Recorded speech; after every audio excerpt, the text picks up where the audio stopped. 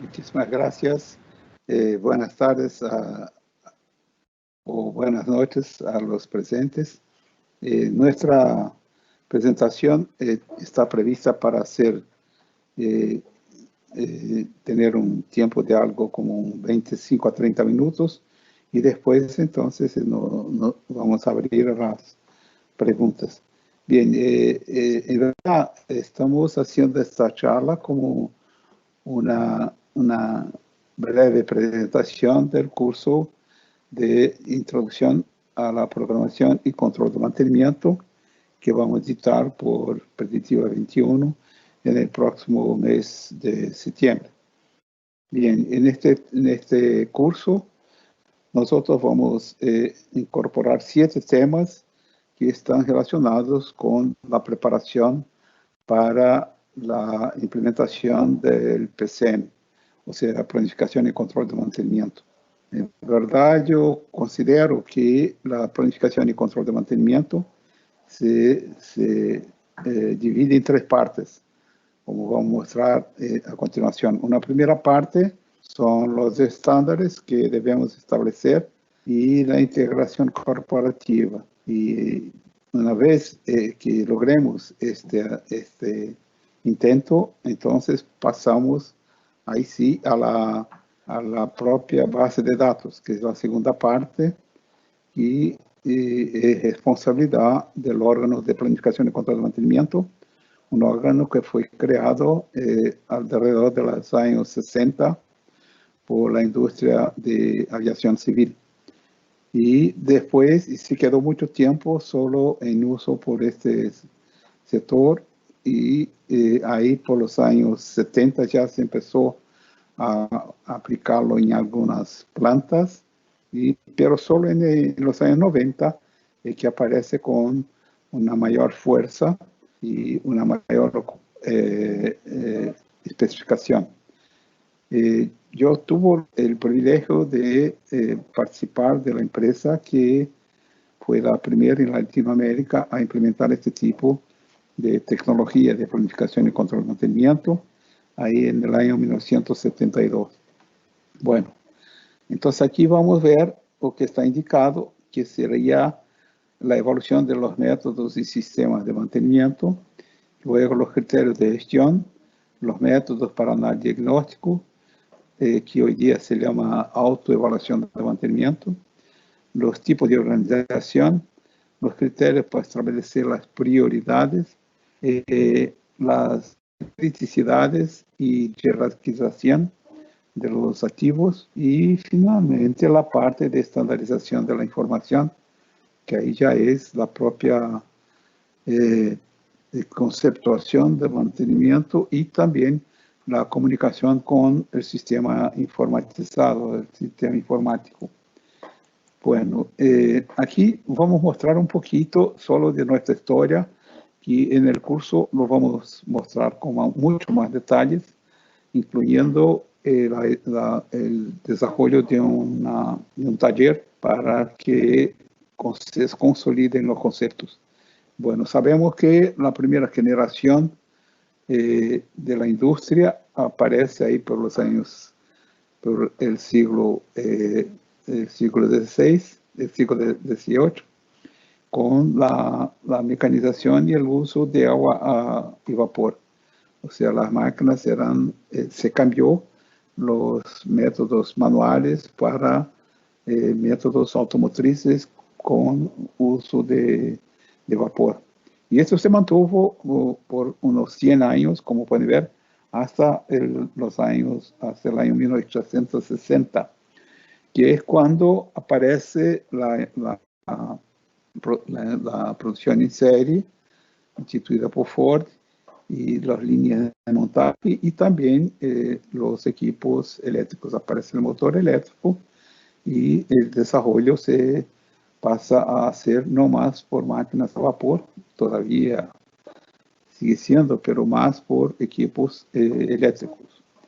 Hasta aquí, y esto se mantuvo hasta la Segunda Guerra Mundial, ahí por los años 39 a 45, y todo el mantenimiento se hacía como basado en la rotura, o sea, mantenimiento no tenía cualquier actividad de antevisión de un problema, o sea, estaba ahí para reparar los equipos que fallaban, los equipos que paraban de funcionar, dejaban de funcionar.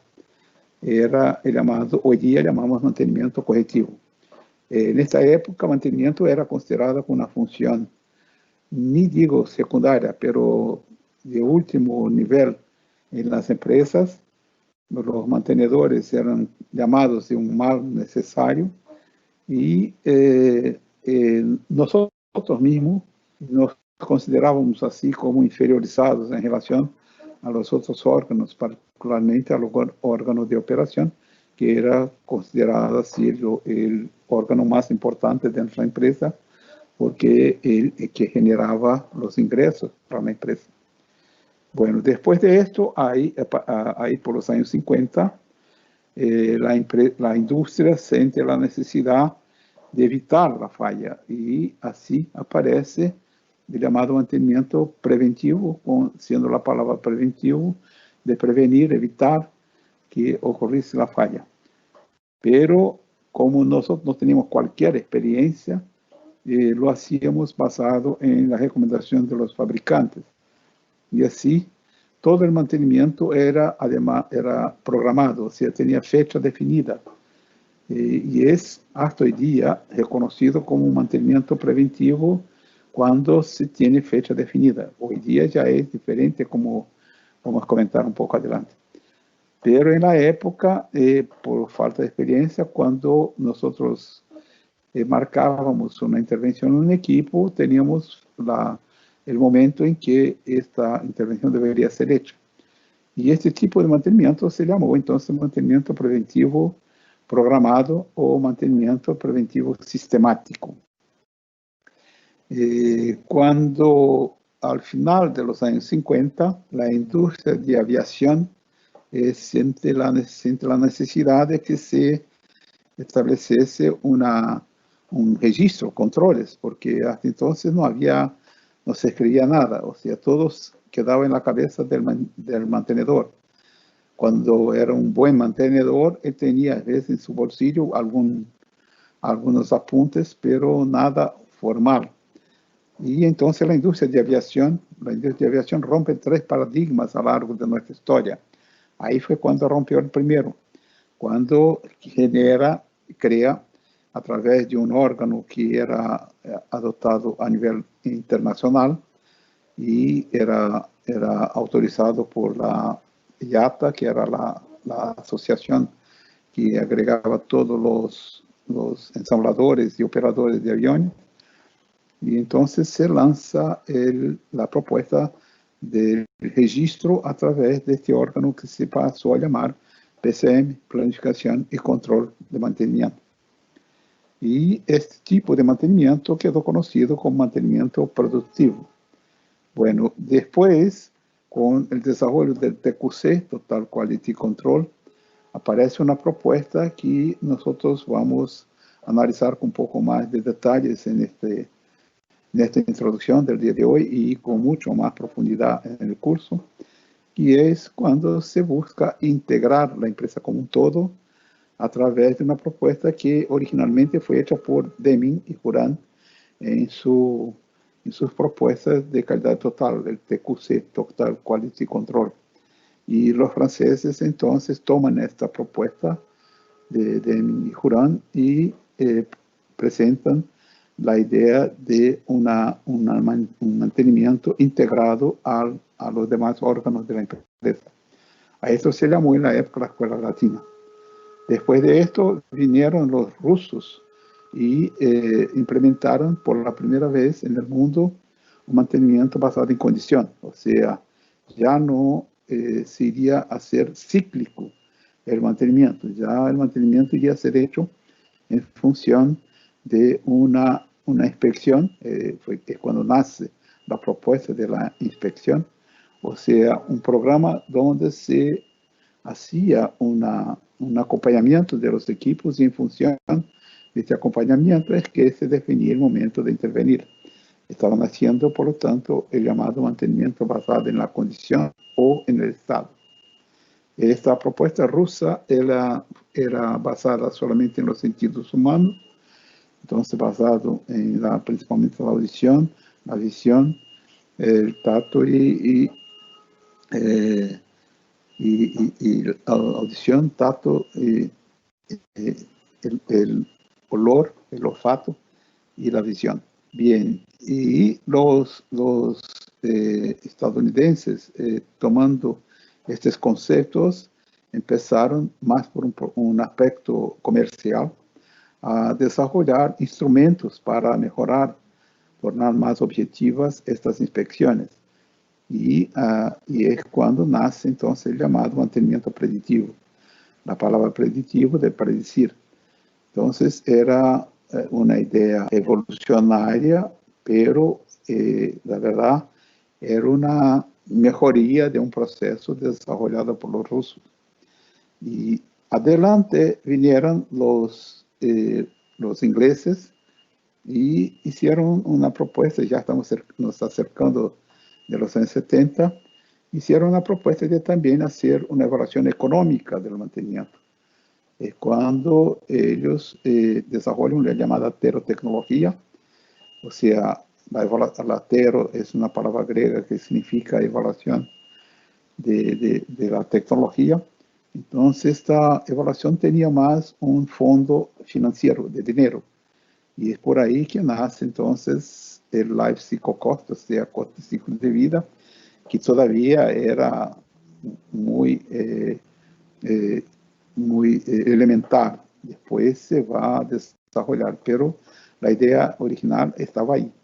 Y es cuando entonces nos aparece la tercera revolución industrial, con el aparecimiento de las computadoras ahí por los años 70.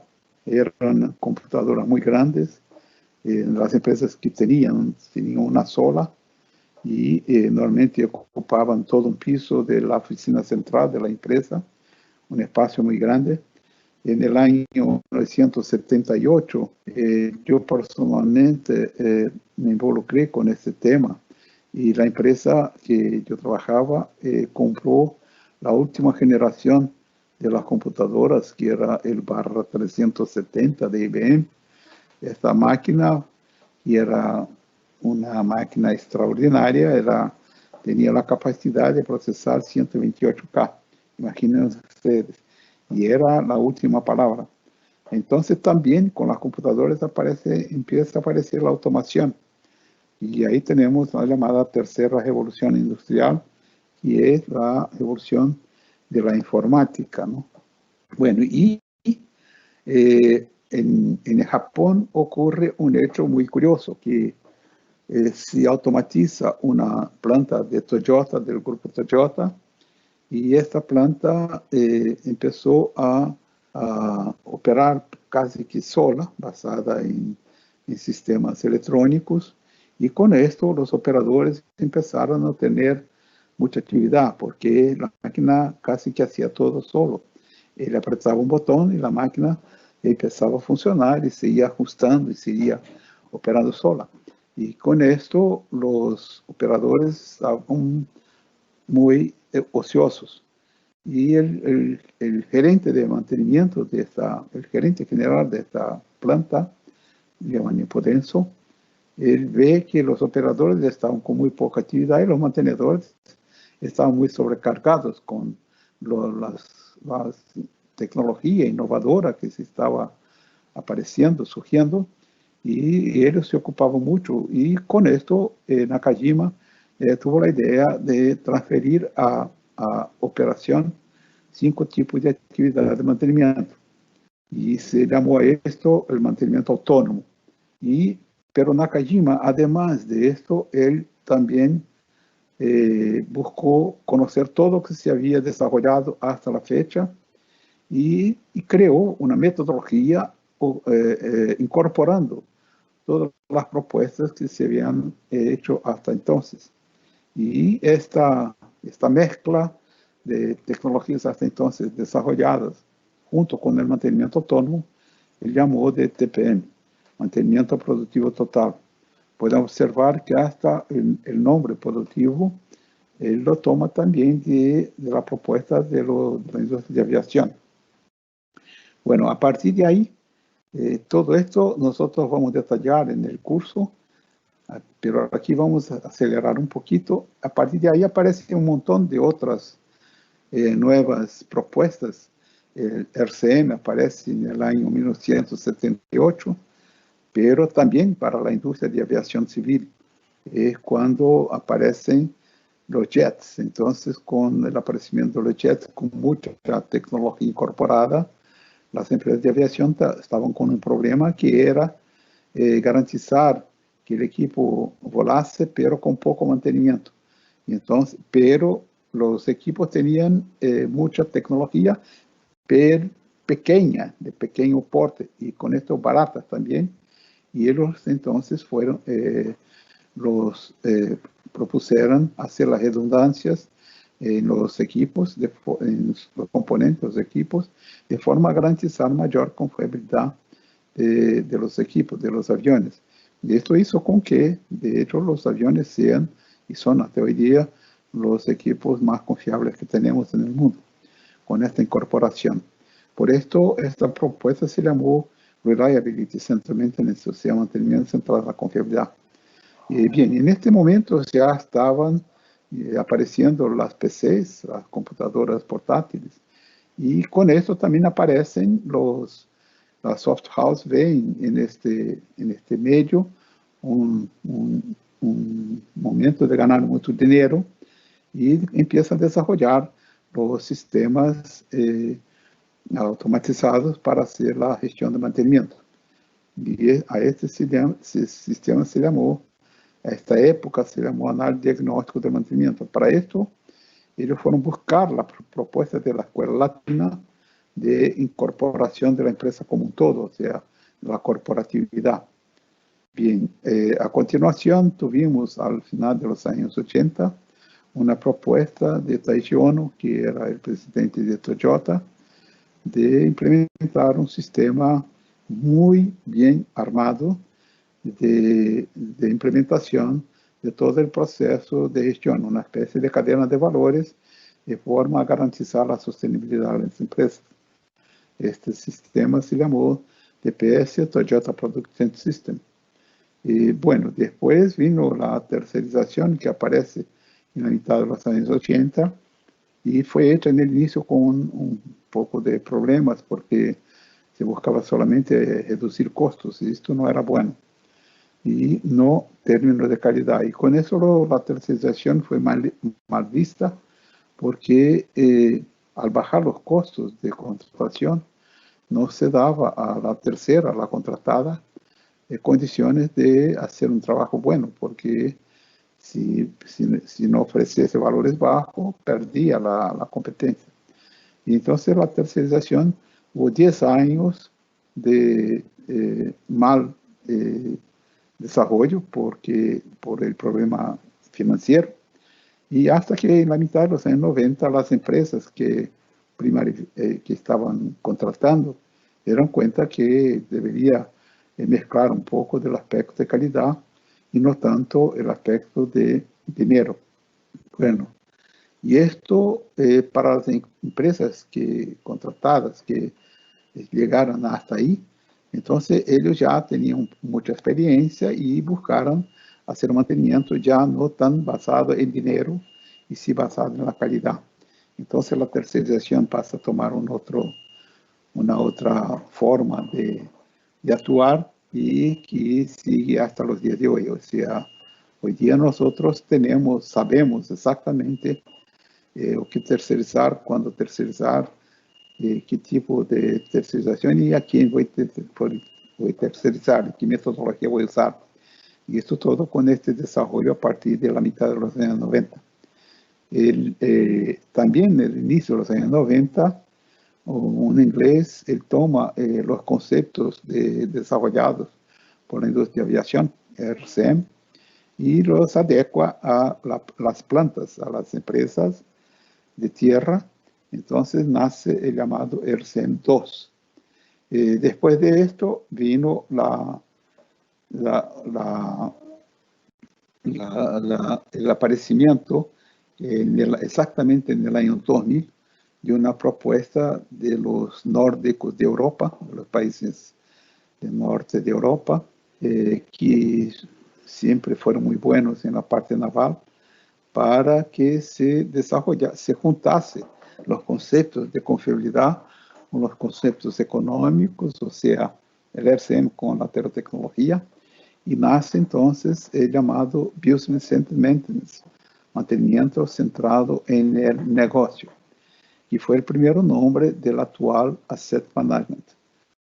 Y fue muy practicado principalmente en la industria naval y por los países del norte de Europa, Finlandia, Holanda, Noruega, Estonia, Suiza.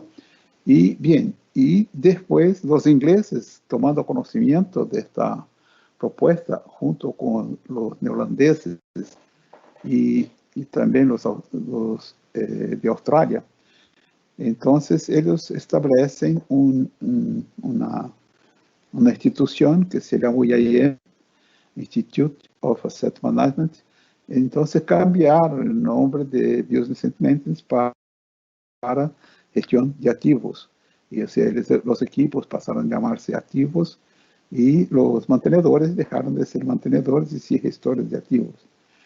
Esta asociación, entonces, ahí a la mitad de los años 2000, el inicio de la primera década de los años 2000, publica una norma que se llamó la PAS 55. No era una norma, perdón, era un procedimiento, P de procedimiento, era un procedimiento para buscar dar más énfasis a la función de mantenimiento, ya como una gestora de activos. Y este procedimiento gana interés por parte de las empresas. Muchas empresas buscan aplicarlo, pero no era normativo aún.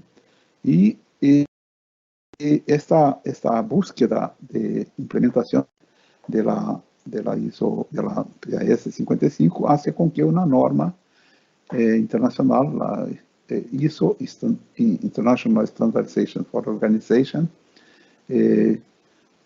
hiciese la conversión de este procedimiento en una norma internacional. Aquí me faltó hablar que en el año 1988, esta federación, que era hasta entonces muy conocida, la ISO, desarrollase una norma basada en calidad, principalmente los preceptos de calidad de Europa, y se llamó a esta norma, le dio el número 9000. Esta norma ganó mucha fama, mucha búsqueda para certificación, porque era una norma que tenía por detrás el marketing, o sea, era la marketera, porque las empresas, principalmente las áreas de ventas, de marketing, se utilizaban del hecho de que la empresa estaba certificada por una norma de calidad y decían que sus productos o servicios tenían más calidad que la competencia, que no era una verdad. Pero ellos tenían una certificación de que estaban practicando conceptos de calidad. Y lo hicieron, una pequeña distorsión, y con esto lograron entonces tornar esta norma muy reconocida a nivel mundial. Esta norma, en verdad, la ISO 9000, fue implementada en el año 1987, pero en el año 1992, 5 años después, esta federación ISO tiene más que 100 empresas, está con sede en la Suiza, y ella revisase su norma, incorporando la función de mantenimiento como una función para ser evaluada, o sea, dando a la función mantenimiento el mismo nivel, el mismo estatus, el mismo nivel de importancia que operación, porque hasta entonces certificación se hacía solamente para procesos operativos. Y ahí pasas también a ser para procesos de mantenimiento. Y esto llevó el mantenimiento a un estatus muy alto, que justamente facilitó esta implementación de la PAS 55 y después la ISO 55000. Bueno, todo esto lo vamos a detallar en el curso y aquí lo hicimos solo de una forma muy rápida. Bien, y ahí vino, ya estamos nos acercando, hace 5 años, aparece entonces la llamada cuarta revolución industrial, que es cuando, que está basada en la globalización, o sea, el mundo ya se comunicando totalmente, y también en los procesos cada vez más cibernéticos y físicos, máquinas conversando con máquinas conversando con piezas, máquinas conversando con componentes, o sea, las máquinas se integrando y también aparecen todas las técnicas como la nube, la Internet de las cosas, la impresora 3D y un montón de otras. En verdad son 8 procesos que hicieron con que se cambiase esta nueva forma de actuar y donde nosotros estamos muy, muy involucrados. Y no fuera este desarrollo con los sistemas ciberfísicos, una charla como esta que estamos haciendo ahora no sería posible. Esto todo nos facilita y está cambiando, todavía sigue cambiando y va a cambiar mucho más el mundo para cada vez más la integración sea hecha sin necesidad de acercamiento de personas. O sea, las personas ya están integradas a nivel internacional, mundial. Y ahora la humanidad fue, de alguna forma, fue empujada a utilizar más estas tecnologías, pero esto ya sería alguna cosa natural. No fuera la pandemia, de cualquier forma, esto iría a ocurrir. Bien, entonces aquí nosotros estamos mostrando la esencia de nuestro primer curso, el curso de introducción a la planificación y control de mantenimiento, que son las 3 primeras etapas del proceso de cambio en las empresas. Y todo empieza con la propuesta de los franceses, y es de la integración corporativa. O sea, que se cree un comité, una comisión. Esta comisión es formada por la jefatura de todos los departamentos de la empresa, todos mismos, y originalmente, la propuesta original, hasta de Demi Juran, era que fuera el director de la empresa que coordinase esta reunión, este comité. Pero los franceses dijeron que no, que debería ser la jefatura de mantenimiento, que debería ser la coordinación. Y esto hace una revolución muy fuerte y una reacción muy fuerte, porque todavía mantenimiento estaba siendo considerado aún una empresa, un sector que no era muy importante. Pero para algunas empresas que adoptaron y la cosa funciona bien, entonces el éxito vino de costado, ¿no? Y a partir entonces de las decisiones de este comité, que inicio se junta con una frecuencia corta, por ejemplo, una vez a cada 6 meses o una vez a cada 3 meses. Y a partir de ahí, entonces, se genera unas propuestas para que se formen dentro de cada departamento o personal que va a manejar con el nuevo sistema organizacional de la empresa. Entonces, se elige un sistema adecuado para cada sector, pero que estén integrados entre sí, o sea, sistemas conversando con sistemas. Un sistema por ejemplo, que está muy cercano a nosotros, el sistema de almacenes o de compras, empiezan a tener mucho más relación con nosotros. De igual forma que la ingeniería de la empresa también pasa a tener mucha relación con nosotros. Bueno, entonces cada uno de los sectores busca hacer la adecuación de una nueva modalidad de actuar. Entonces tenemos los estándares, ahí son creados los estándares, de forma que todos hablen la misma lengua, incluyendo los sistemas, que hablen también la misma forma de guardar la información. Y esto es donde vamos a terminar cuando presentamos este primer módulo con Predictivo 21, es cuando se llegan hasta las estandarizaciones a través de las tablas y códigos. Bueno, esto hecho, entonces ahí sí se empieza a armar la base de datos, y es la segunda etapa de este proceso. Esta etapa significa revisar nuestro proceso de identificación de los activos, y eso se llama inventario de activos, cuando es simples, o catastro, cuando es completo. Y también si ahí empiezan a escribir los procedimientos de forma toda estandarizada, todo con estándares, tanto es que un catastro hoy día, como que 80% de él se hace simplemente con un clic en el ratón, o sea, todo se hace de forma muy sencilla y rápida y estandarizada y sin ocupar mucho espacio. Y así es lo mismo con la segunda fase, que es la programación y planificación, y que a su vez genera las OTs que van a planta y ahí se ejecutan los servicios, y como les estoy diciendo, todo basado en estándares que fueron identificados en la primera etapa, en la primera fase, y estas OTs vuelven al sistema y donde son entonces almacenadas, y pasado algún tiempo se consolidan, o sea, se genera una cantidad de información muy importante, y a punto de que se pueda generar los informes de gestión. Estos informes son basados en indicadores y después las consultas específicas para buscar más detalles de un hecho indicado por el indicador, para hacer entonces una análisis más profunda del hecho y buscar las causas, llamadas causas raíces, y después buscar la solución.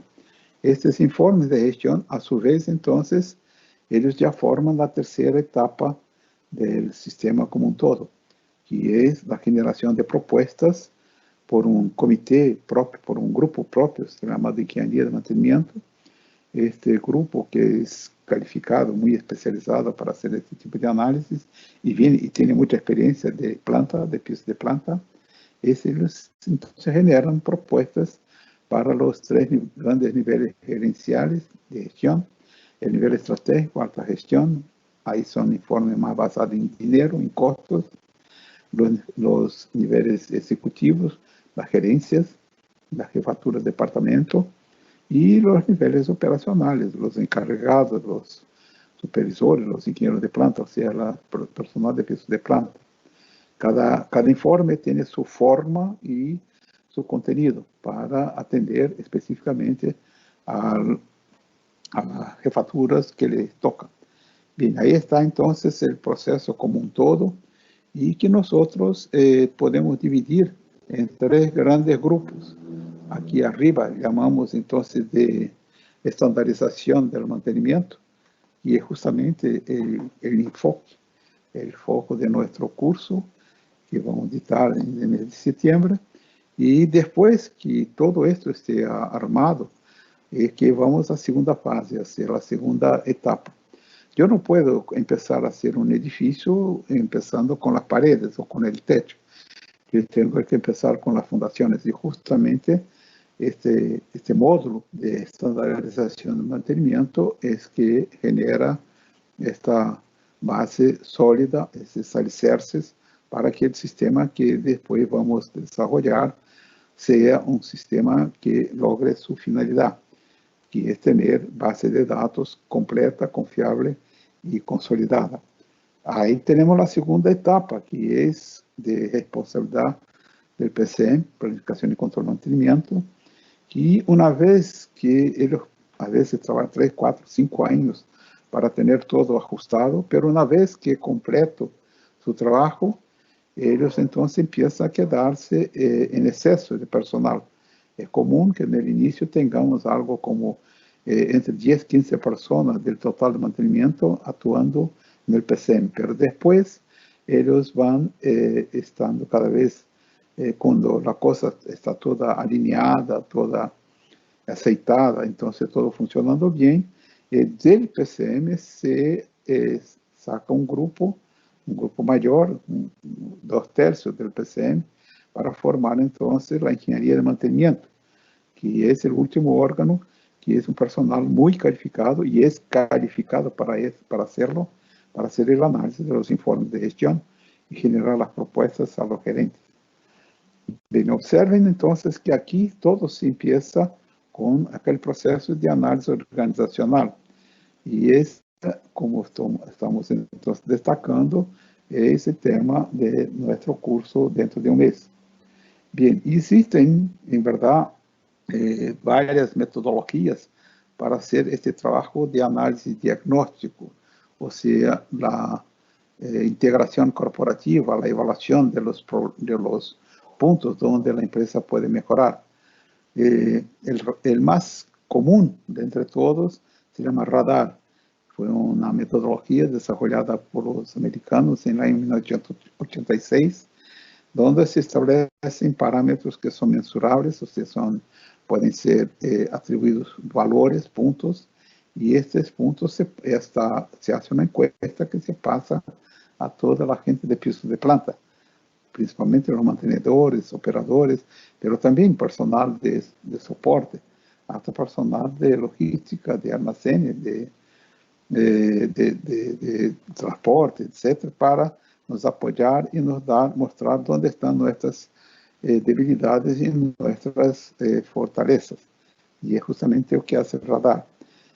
A partir del radar se establecen entonces las entrevistas, que es donde vamos tomando por base los resultados del radar, entrevistar las jefaturas en todos los niveles, buscando más información para que podamos hacer los cambios que se requieran en la empresa. Aquí hay un proceso primero que fue propuesto por el doctor Peter Drucker, que es identificar, bueno, hay un otro que también, un otro experto en este tema, se llama Joel Barker, que fue tal vez uno de los primeros a implementar los llamados paradigmas, que son cosas que se hacen de forma según la costumbre de la empresa, pero se puede mejorar. Y los cambios de paradigma, la identificación y cambio de paradigmas se hace normalmente con personal externo. O sea, se invita a alguien a que venga a nuestra planta y esta persona normalmente nos hace algunas preguntas que a veces nos pone a pensar en cómo podemos hacer las cosas mejores. Bien, existen 3 métodos que son más nuevos, ya son métodos ahí de los años 90 y del inicio del siglo, que es el análisis FODA, SWOT en inglés, ¿no? Los escalones de desarrollo, esto propuesto por una empresa que tiene más de 100 años de existencia, una empresa muy conceptuada de Estados Unidos, y que propone entonces que nosotros pasemos de una fase a otra como si fuera una escalera, por eso se llama escalones de desarrollo. O sea, no dar un salto muy fuerte, en sí ir paso a paso, cumpliendo cada una de las etapas de forma adecuada. Eso está un poco cercano de las propuestas del sistema Toyota de producción, el TPS, de Taichung, lo que hablamos antes. Y existe una otra metodología que fue originalmente desarrollada por DuPont en el año 1990, después perfeccionada por McKinsey, una consultora americana, y después por otra consultora llamada Topkins, que son métodos de evaluación de la madurez del mantenimiento a través de análisis de pilares. La propuesta McKinsey tiene 12 pilares, que la propuesta Topkins tiene 7 pilares, pero de cualquier forma son temas donde nosotros enfocamos dimensiones de la empresa, por ejemplo, materiales, ¿no? Sería uno de los pilares. Vamos a analizar la parte de materiales y existen para cada uno de los pilares 5 niveles. El nivel más débil, que sería cuando no se practica, hacia el nivel llamado clase mundial, que es donde se practica de forma exemplar. Bueno, ahí están entonces los procesos de inicio de la integración corporativa con estos 6 métodos. En verdad existen 2 más. Uno que es el análisis de la base de datos, pero esto ya cuando tenemos implementada la base de datos. Y también la aplicación de los KPIs, de los indicadores. Pero en el inicio, estos son los 6 métodos que se utiliza. Y puede utilizar 2 o 3 simultáneamente, o se puede utilizar solamente, o todos, hasta todos. Nosotros tuvimos la oportunidad de hacer para una planta uruguaya una implementación utilizando todos los 6 métodos, un éxito muy grande, a punto de que el presidente de la empresa hizo un elogio al trabajo del grupo, que trabajó un año para alcanzar esta integración total de la empresa. Bien, y dentro de este camino también vamos a hacer una evaluación de nuestra organización. Y la organización empieza a cambiar también.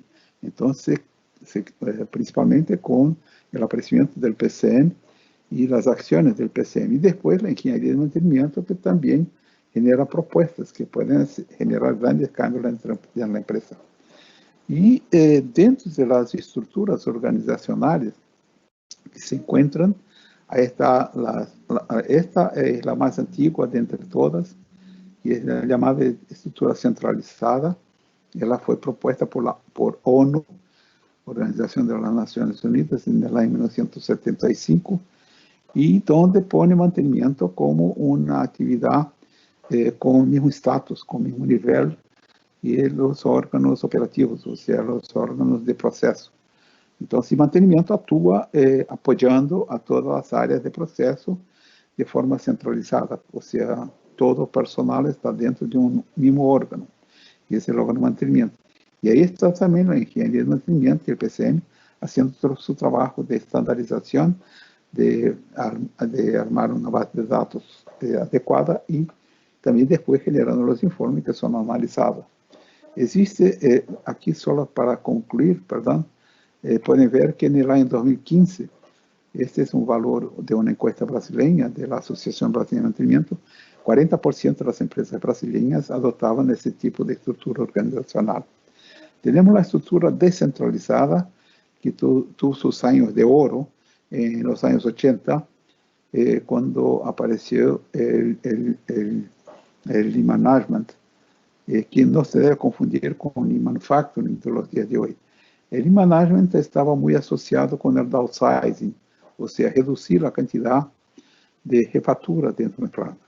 Entonces, la idea sería juntar todas las actividades relacionadas con una línea de proceso bajo una única persona, un único responsable. O sea, se trae no solo mantenimiento, pero todas las otras actividades para debajo de la jefatura de operación, del jefe de operaciones de cada línea. Esta propuesta, en verdad, no era novedosa, porque eso se practicaba en los años 50. Y aquí se estaba haciendo una especie de una reedición de esta propuesta. El problema todo es que aquí ya teníamos un órgano dentro del mantenimiento que hacía la estandarización, que era el PCM. Y al separar el PCM por cada área de procesos, se empezó a cada área de proceso crear sus propios estándares. Y con el tiempo, poco a poco, la empresa deja de perder o pierde la integración corporativa. O sea, cada área de proceso es como si fuera una empresa diferente, o sea, varias empresas dentro de una misma empresa.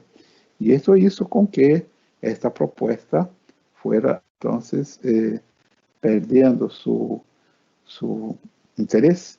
Y como pueden ver, en el año 2015 ya teníamos solo 19% de las empresas, en el caso brasileño, adoptando este tipo de estructura. Sin embargo, esta estructura es buena, tiene su ventaja cuando la empresa tiene sus áreas de proceso que están muy lejas una de otra. Por ejemplo, los pozos de petróleo que están lejos uno de otro, y entonces cada uno puede tener su propia administración autónoma, o sea, sin depender de un órgano que estaría centralizado en algún otro lugar. Ahí tiene su razón de ser.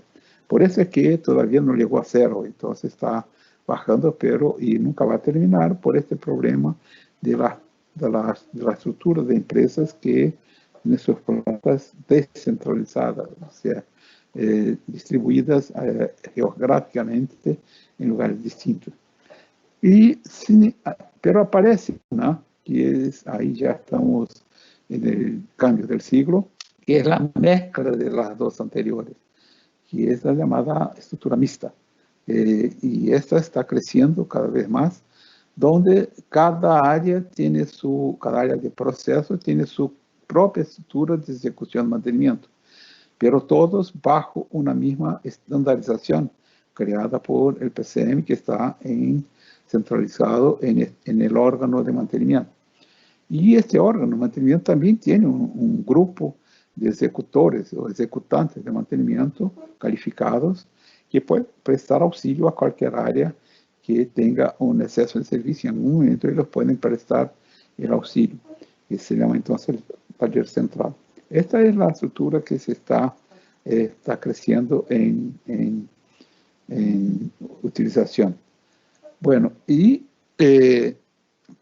estamos casi cerrando nuestro tema. Ahí viene la parte del trabajo del PCM.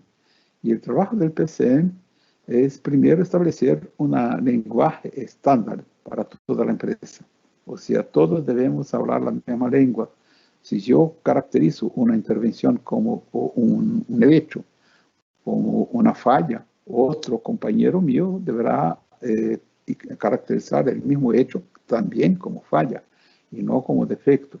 Ahora, si digo que una intervención es correctiva, otro debería, para la misma intervención, también decir la correctiva y no preventiva. Entonces, este es el primer paso, el primer punto importantísimo del PCM, es buscar establecer una tecnología homogénea para toda la empresa.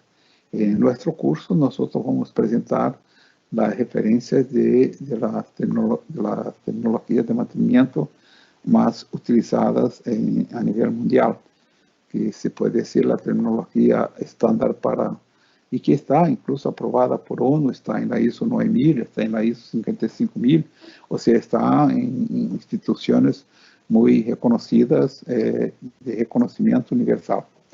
Bien, dentro de esta tecnología se va a identificar un elemento muy importante que se llama criticidad. Y este elemento aparece, en verdad, en el año 1988, una propuesta en el Congreso Europeo de Mantenimiento, pero no tuvo tanta importancia como se le da en los días de hoy. Aparece con el nombre de clase y hoy día le llamamos criticidad. Y es la importancia del activo para el proceso bajo 5 aspectos.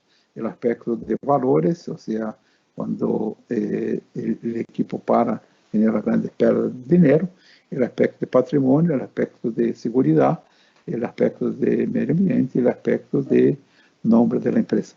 Estos temas de criticidad los vamos a tratar también con mucho más detalles. Y también las prioridades, que la forma como nosotros definimos a quién voy a atender primero. O sea, a quién mantenimiento va a atender, cómo se forma la cola de las hoteles para atender a quién viene primero, después. Antiguamente, ahí hasta los años 90, las prioridades eran llamadas prioridad sencilla, que era el que abría la OT, la persona que llenaba la OT o el pedido de trabajo, ya atribuía la prioridad, según su juicio. Y obviamente que siempre ellos ponían la prioridad máxima, porque querían ser atendidos al frente de los otros. Siempre es de la propia naturaleza humana. Pero ya en los años, con el propio, se toman los principios de Deming y se crea un tipo de prioridad llamada prioridad combinada, donde ya se juntan varios factores para establecer la prioridad, o sea, la secuencia de atención de las OTs que nos llegan, que llegan mantenimiento. De esta forma, ya se elimina los conflictos entre operación y, o sea, el servidor y el cliente, el que solicita, o sea, principalmente operación de mantenimiento, que en el pasado tenían muchos conflictos porque operación siempre decía, quiero que me atienda esta OT a frente de los otros, y mantenimiento, no, tengo que atender esta otra, es el servicio más importante. O sea, habían conflictos muy fuertes, que todo eso desaparece con el aparecimiento de la llamada prioridad combinada. Dentro de la prioridad combinada está el método RIMI, que es un método muy reciente, y la ventaja del método RIMI es que él involucra también la parte de costos. Entonces, y cuando se habla en dinero, ahí se le da más atención. Tanto es que el método RIM significa Rankings for Maintenance Expenditures. Expenditures son gastos, no son es dinero. Entonces, es un indicador de gestión, de establecimiento de prioridades que se basa en las actividades y en las necesidades. Y aquí también, entonces, viene el último tema, que son justamente los estándares de comunicación con el sistema informatizado. Hoy día todos utilizamos sistemas informáticos, mismo que sea a veces solamente una hoja de cálculo, una planilla Excel, o un sistemita desarrollado por nosotros mismos. No importa si es un sistema muy complejo, un sistema muy sencillo, de cualquier forma hay que establecer los estándares, o sea, para que la información ingrese en el sistema dentro del mismo lugar. Yo no puedo decir que soy un mecánico especializado de mantenimiento si el estándar dice que yo soy mantenimiento senior. O sea, el estándar tiene que ser mecánico senior, no mecánico especializado en mantenimiento.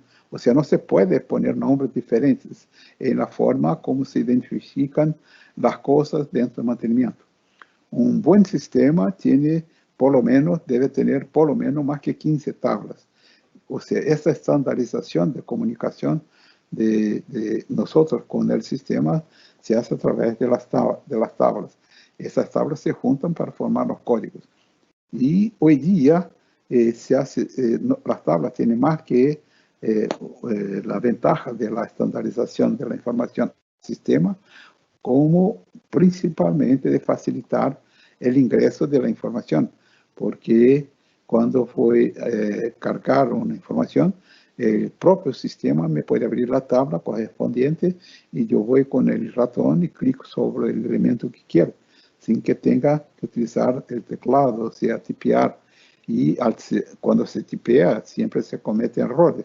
Y las tablas también tienen esta ventaja de acabar con los errores de registro de información. Entonces, estas tablas se implementan en los tres momentos, o sea, un grupo de tablas para cada momento. En el momento que estoy identificando los activos, que es la primera etapa, la primera fase de armación de una base de datos, y ahí vamos a tener las tablas que le toca. Después tenemos la segunda etapa, que es la planificación y programación, que van a generar las OTs, que es cuando decimos todo lo que se debe hacer y a partir de ahí generando las OTs programadas, que tienen fecha definida y no programadas, y no tienen fecha definida, incluyendo aquí la correctiva, la predictiva, la reparación de defectos. Aquí hay una diferencia que vamos a hacer que es muy importante, que es en cuanto a una figura que hoy día se está viendo muchos conferencistas y hasta autores de libros escribiendo de forma equivocada, que es la llamada curva PF. Esta curva PF en verdad no existe, existe la curva DF, porque la curva PF va de encuentro a un concepto que es universal, porque no existe falla potencial, existe defecto, porque falla significa no poder funcionar. Entonces, no, de ser que un equipo sigue la curva PF es un equívoco. En verdad es DF, el equipo empieza a presentar defectos que lo lleva entonces a una falla, o sea, parar de funcionar. Bien, entonces aquí nosotros vamos a definir todo esto y las tablas que se debe utilizar en este momento. Pues son las tablas que se aplican en esta etapa de la formación de la base de datos. Estas OTs van a la planta y vuelven al sistema ya complementadas con lo que se hizo. Y ahí tenemos la última etapa del banco de datos, que es la recolección de datos que forma el acervo histórico de los equipos. Ahí tenemos el regreso, la vuelta de las OT programadas, no programadas. Hay un tercer tipo de OT programada que se llama ruta, que es una OT muy sencilla, muy importante para los procesos, para hacer registro de actividades de corta duración. Y también se recolectan los datos de mano de obra, de material y las medidas hechas. Y ahí otras tablas son entonces creadas. En un total es común, como les dice, que tengamos algo como 15 hacia unas 30 tablas. El sistema que nosotros desarrollamos en Uruguay tenía 25 tablas. Entonces, cuanto más tablas nosotros implementamos, más estandarizado el sistema va a ser y más compacto también va a ser y más a prueba de errores va a ser. Entonces, un sistema mediocre es un sistema que tiene 8, 6, 8 tablas. Cuanto más, mejor. Bien, ahí está más o menos un resumen de lo que nosotros vamos a tratar en este módulo que Predictiva 21 está promoviendo para el próximo mes. Aquí, si alguien tiene alguna consulta, con mucho gusto le podemos aclarar. Excelente, ingeniero Uribar. Muchísimas gracias por su charla. Verdad que es un placer siempre tenerlo y poder escucharlo. Y podemos abrir la sección de preguntas y respuestas, comenzando con una pregunta que nos hace por acá Carlos Herrera. Y nos dice, ¿cómo podríamos unificar en su criterio los departamentos de mantenimiento y operaciones? La unificación, esto depende mucho de la empresa, ¿no? Cuando tenemos una empresa que tiene muchas áreas, ¿no? Tiene órganos muy bien definidos, entonces el órgano de mantenimiento va a atender cada una de estas áreas. Entonces, la unificación es departamental. Entonces, se hace una correlación entre las dos jefaturas y bajo una gerencia, obviamente, que se llama la gerencia de producción. En verdad, producción es la suma de operación con mantenimiento. Producción no es sinónimo de operación, como muchos utilizan. Entonces, la gerencia de producción es la gerencia de un sector, un departamento o hasta una planta. Y cuando la empresa tiene una estructura muy grande, muy compleja, entonces es común que ya tengamos a nivel de directorio. Entonces aparece ya el director de mantenimiento y que tiene el mismo nivel del director de operaciones. O sea, ellos están, pero ahí ya más nivel de alta, nivel estratégico de la empresa. Ahora, cuando es una empresa muy chiquita, una empresa pequeña que tiene, digamos, algo como un ciento de equipos y un grupo de 10 personas entre operación y mantenimiento, ahí las cosas se mezclan. Entonces ahí ya no sabemos distinguir quién es el jefe de una cosa o de otra. Ahí llamamos mismo el jefe de producción que sea, y donde los dos órganos ya están totalmente integrados. Ahora, hay que considerar también el aspecto de cuando la empresa se utiliza del llamado mantenimiento autónomo. Entonces, cuando esto se pasa, ocurre que en algunos casos, principalmente las empresas que tienen procesos cíclicos, como por ejemplo los ingenios de azúcar y alcohol, que operan durante tantos meses en el año y quedan parados, 100% parados en un periodo. Entonces, en aquel periodo en que están con operación muy intensa, el personal de mantenimiento pasa a ser auxiliar del personal de operación. Y al revés, en el periodo donde la planta está totalmente parada, el personal de operación pasa a ser auxiliares del personal de mantenimiento. Entonces, eso depende mucho del tipo de estructura de la planta que tenemos, la configuración del porte de la planta. Ahora, el más importante dentro de todo esto es aquel primer punto que les mostramos, que es formar el comité corporativo. Y no solo para mantenimiento y operación, pero que todos se entendan. O sea, yo no puedo hacer alguna cosa y, por ejemplo, recursos humanos diga, no, tú estás haciendo una cosa que yo no sabía, nadie me dice nada. Entonces, no, eso no puede ocurrir nunca. Entonces, la importancia del comité corporativo es esta, que hace con que toda la empresa esté asociada, todos están remando para el mismo lado y no que uno esté remando para un lado y el otro para el otro. Entonces, la integración va a depender mucho. Ahora, básicamente, yo siempre recomiendo la formación de este comité. Él puede ser un comité hasta temporario, o sea, que no sea permanente. Ahora, es muy importante que tengamos este tipo de manejo integrado. Y el propio TPM, uno de los pasos del TPM es justamente la creación de este comité. A los que conocen los conceptos de TPM saben que la tercera etapa de implementación de TPM es formar la Junta de Integración Corporativa. Entonces va a depender mucho de las circunstancias. El ideal realmente es que tengamos un departamento de operación y un departamento de mantenimiento. Pero que los dos estén siempre juntos, o sea, asociados en búsqueda del resultado de la empresa. ¿Lo atendí? Espero que sí. Excelente. Nos pregunta a continuación Pedro Suárez desde Colombia. ¿Deberíamos establecer las prioridades de mantenimiento en base al impacto económico o de criticidad? En verdad, hoy día son los dos aspectos juntos, ¿no? Por eso les dice que el método RIM es un método que asocia las dos cosas. O sea, tú defines las criticidades de los activos y defines la actividad que vas a hacer en este activo. Y el propio sistema genera la OT ya con la prioridad. Esta es justamente la ventaja del proceso RIM, porque pasa a ser impersonal, o sea, el propio sistema es que genera de acuerdo con una combinación que se hace entre los dos factores.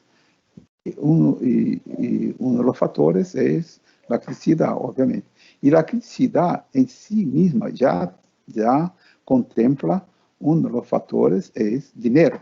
Entonces, un equipo es crítico cuando él genera grandes pérdidas que pueden afectar la estructura económica de la empresa. Ese es uno de los 5 factores que definen un equipo crítico. Por lo tanto, ya la propia criticidad involucra el aspecto económico. Pero asociado a esto, para establecer la prioridad, ahí vamos también a involucrar el tipo de intervención. Entonces, si estoy haciendo un mantenimiento preventivo en un equipo crítico, este mantenimiento preventivo en equipo crítico, él tendrá una menor prioridad que un mantenimiento correctivo en un equipo crítico. Entonces vean que, y otro factor que es cuando voy a hacer una actividad que puede generar un accidente. El accidente está sobre todos tanto es que el método RIM presenta 10 niveles de actividad. El nivel 8 es cuando se puede generar accidentes a las personas. El nivel 9 es cuando se puede contaminar al medio ambiente. Y el nivel 10 es cuando se puede generar un accidente fatal. o un paro completo del proceso, o sea, un colapso total del proceso. Entonces vean ustedes que la parte de seguridad tiene prioridad hasta sobre el propio mantenimiento correctivo en un crítico. Y yo puedo tener un mantenimiento en un equipo clase C, o sea, que no es crítico, y con más prioridad que un mantenimiento en un equipo crítico. Si este equipo no crítico está presentando una condición que me puede generar un accidente grave, ¿no? Entonces, estos factores son muy bien definidos por este método RIM. Y yo tenía algo más para complementar. Déjame ver, me pasó aquí desapercibido, que era que. Y entonces, yo creo que por ahí.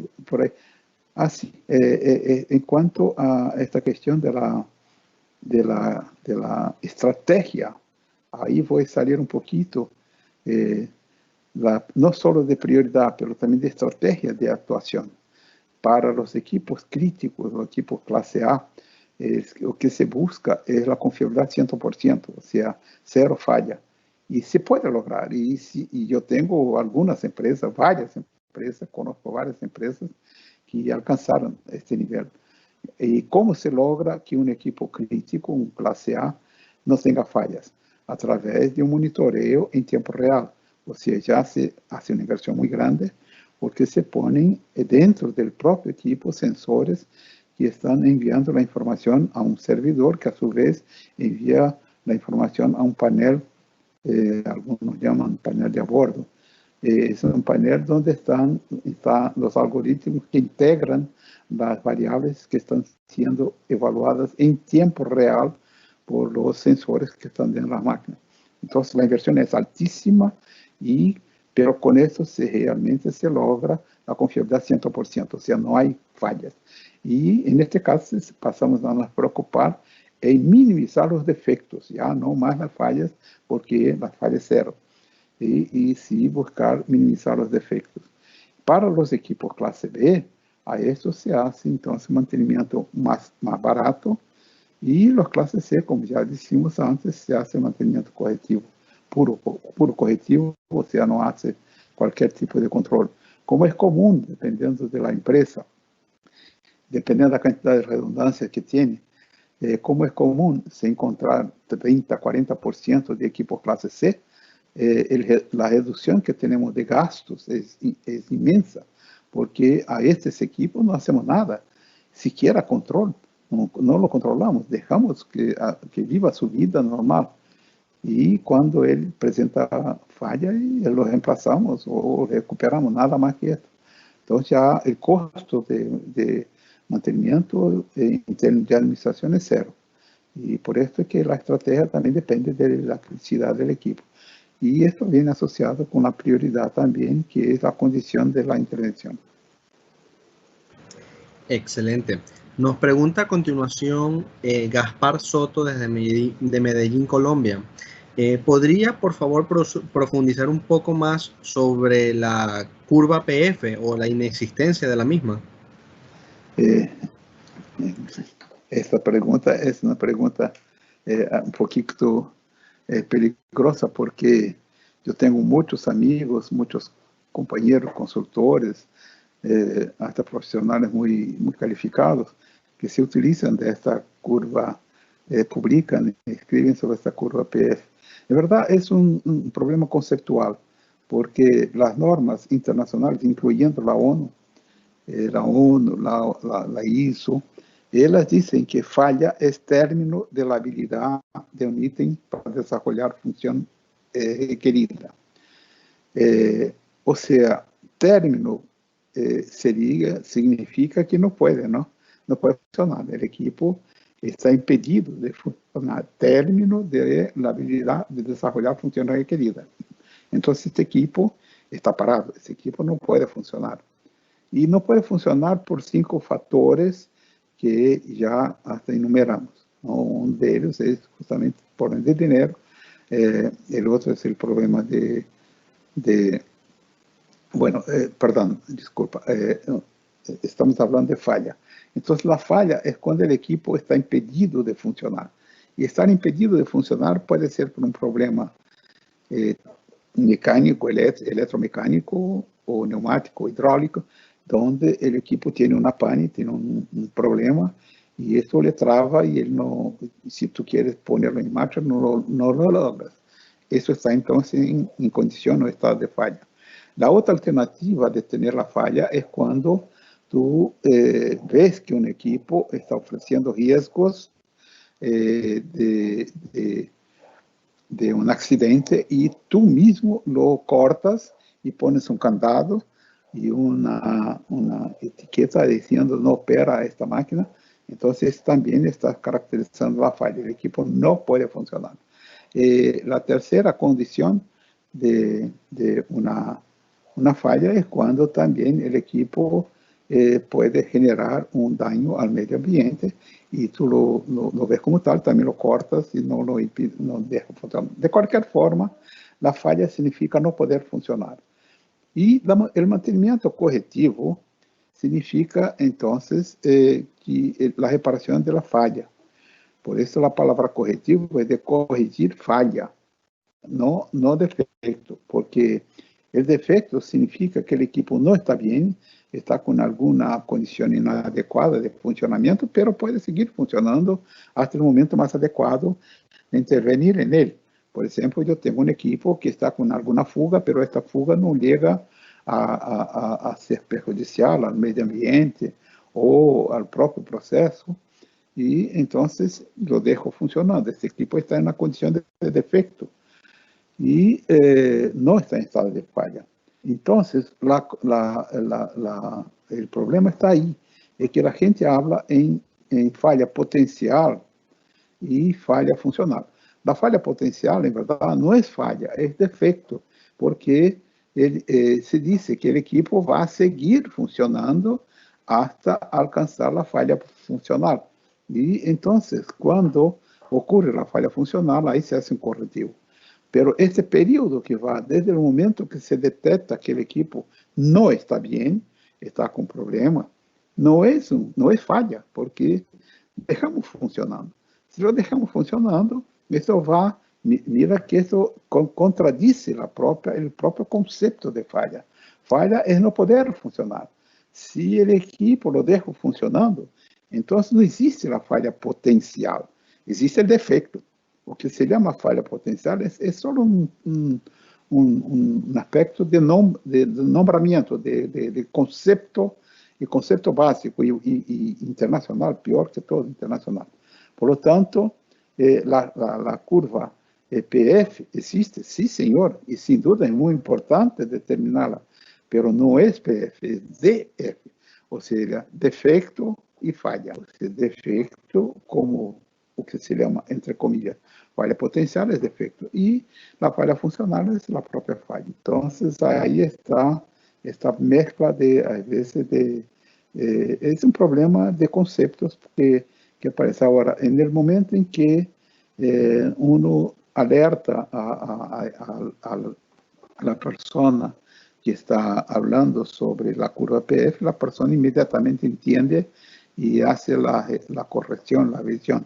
Yo mismo hice esta revisión en uno de mis libros, y a partir de entonces pasé a utilizar el concepto de F no más PF. ¿Ok? Excelente, ingeniero Olivar. Podemos cerrar esta sección de preguntas y respuestas con esta última pregunta que nos hace Oscar Herrera y nos dice, ¿qué opina usted sobre la industria 4.0? ¿Cómo la veo, no?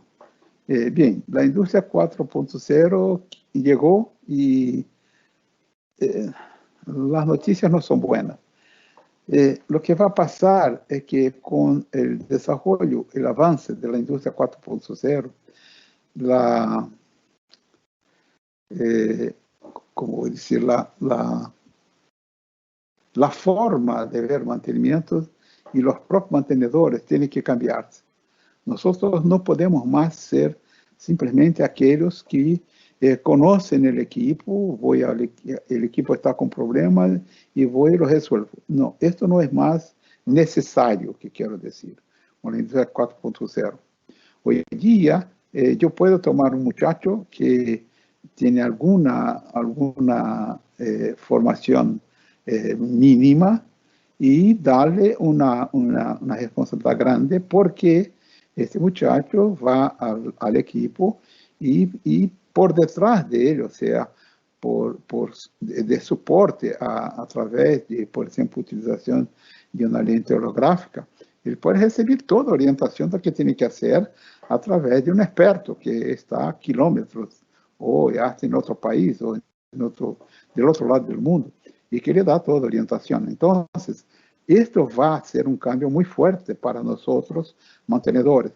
Nós vamos ter que ser cada vez mais criativos e mais cercanos da parte cibernética, ou seja, temos que, aunque não nos guste muito, a ingressar cada vez mais na parte cibernética e, mais que todo, na parte econômica.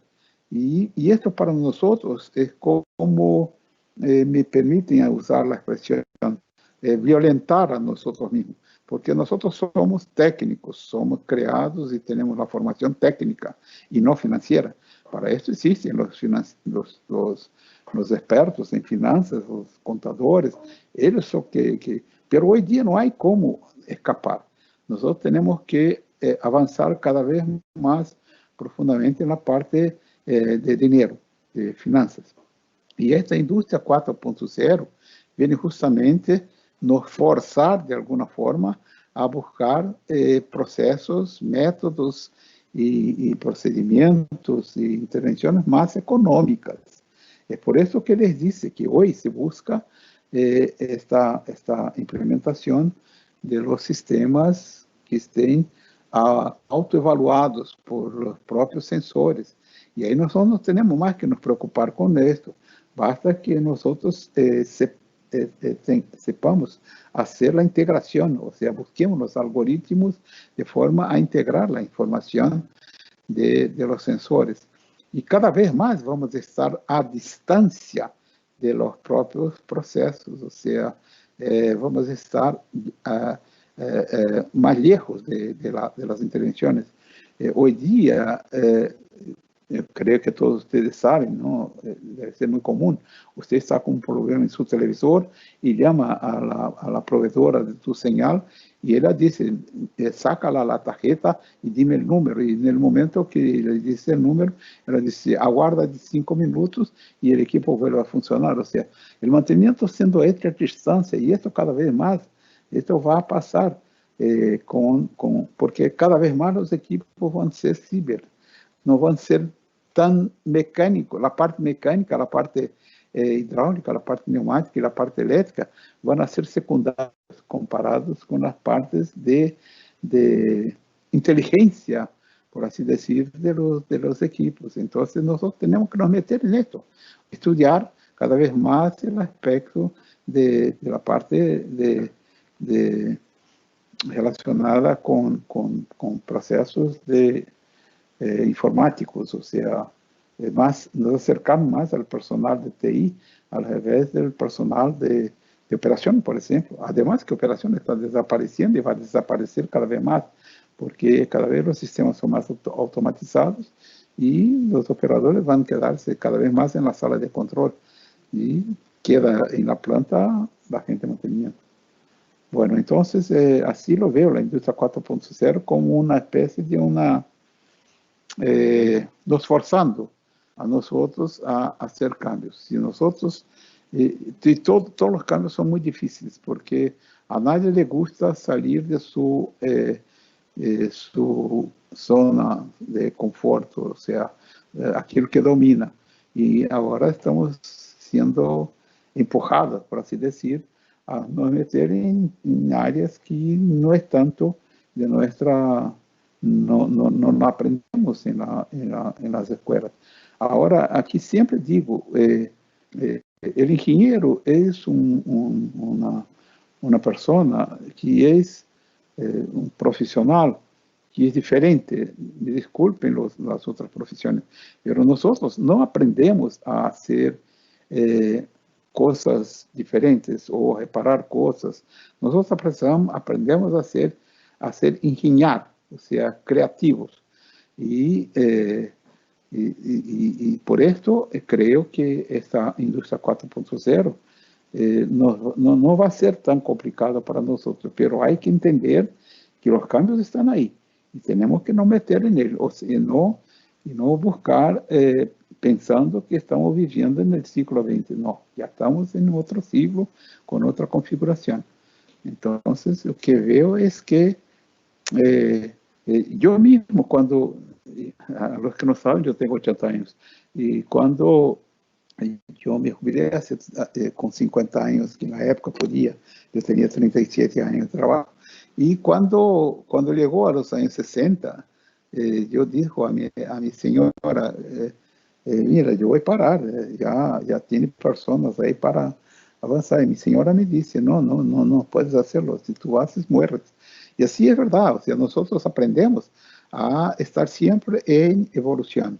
Y creo que, tanto es que mi libro, mi segundo libro más reciente, habla sobre dinero. 80% del libro habla sobre dinero, finanzas.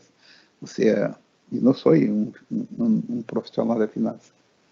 Y mis cursos que están más hoy día siendo más frecuentados es justamente gestión de costos de mantenimiento. O sea, ahí está la clave, ¿no? Excelente, ingeniero Olivar. Podemos cerrar ahora esta sesión y por parte de Predictiva 21 darle las gracias por su tiempo, por una excelente charla. Y de nuevo nuestro agradecimiento por tenerlos acá en un espacio y darnos su tiempo para darnos esta muy interesante charla. Muchísimas gracias a Predictiva 21 por dar la oportunidad y esperamos encontrar ahí una buena cantidad de los que estuvieran asistiendo a esta charla, intercambio de experiencias, que nos acompañe en el curso donde todo que aquí mostramos lo vamos a ver en detalles y principalmente donde voy a hacer énfasis a la parte práctica, porque yo considero como los talleres que nosotros proponemos a los participantes, ellos hacen parte, y la parte tal vez más importante del curso. O sea, no es lo que estoy en el momento que están en contacto conmigo, es en el momento que no están en contacto conmigo y que están buscando desarrollar los talleres que van a consolidar los conceptos. Entonces, a estos que van a estar con nosotros en el mes de septiembre, hasta cerca. A los que no van a estar, muchísimas gracias por la atención y otra vez gracias a Predictiva 21 por la oportunidad. Muchísimas gracias de nuevo, estimado Lorival. Muchísimas gracias a todos los asistentes. Nos vemos hasta la próxima edición el próximo jueves. Hasta luego.